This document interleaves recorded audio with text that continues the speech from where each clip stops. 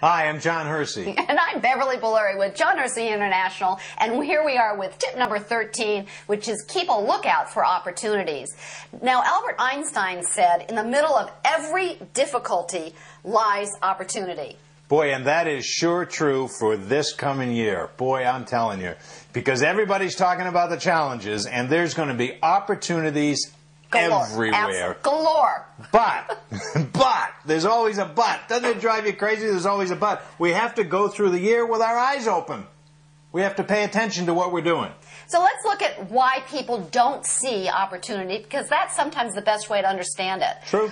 First thing is sometimes people are simply not looking. You're not looking for opportunity, so how can you possibly see it? Your eyes are closed. They say in sports that you've always got to have your head up, because then you can see the field, you can see other players. It's true in business. It's true in life. We've got to have our head up in order to see opportunities coming to us.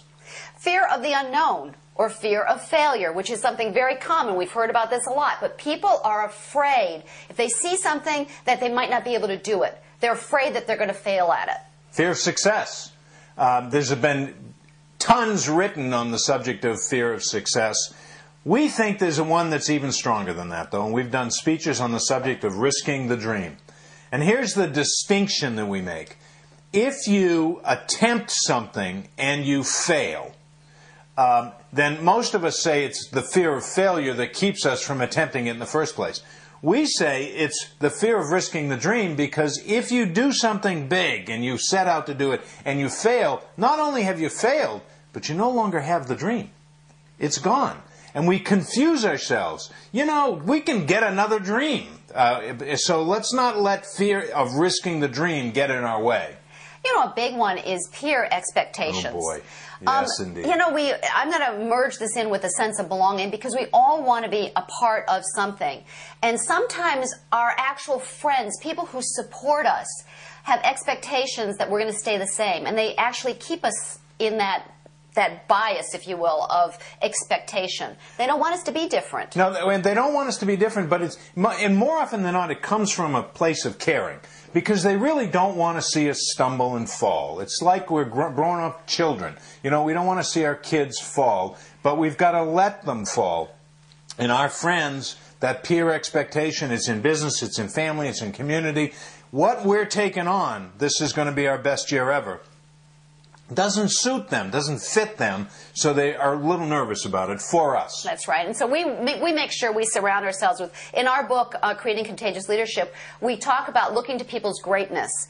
And so we surround ourselves with people who look to how we can be great and support us in that greatness. And that's what you really need in your friends and your family. So, and another one that gets in our way is that we're resistant to change. Some of us are more resistant to change than others, and you're looking at one right now. And I really have to work at it. It was like in the previous segment we talked about me going to a different movie theater. That's change.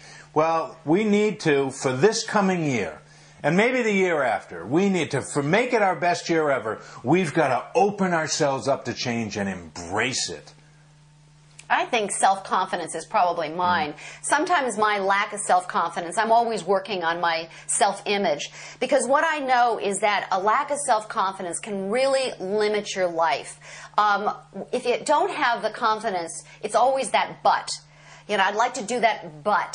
And the but can really be such a limiting, horrible situation. And you sure as heck are not going to see any possibility or opportunities if you're limited with your but. Limited with your but. If I could sum it up, I'd say that, you know, one of the keys to making this coming year your best year ever is to look for the opportunities, but make sure you go through the year with your eyes open and take on situations that are changeful situations, situations that you might resist otherwise, and just go in it with a whole lot of confidence, even though you don't know what it's going to produce. Exactly.